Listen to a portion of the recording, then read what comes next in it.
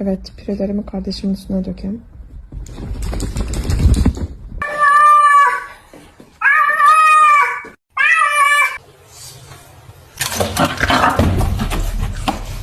Makes it back to his feet.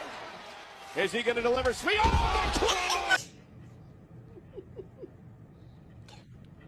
Oh!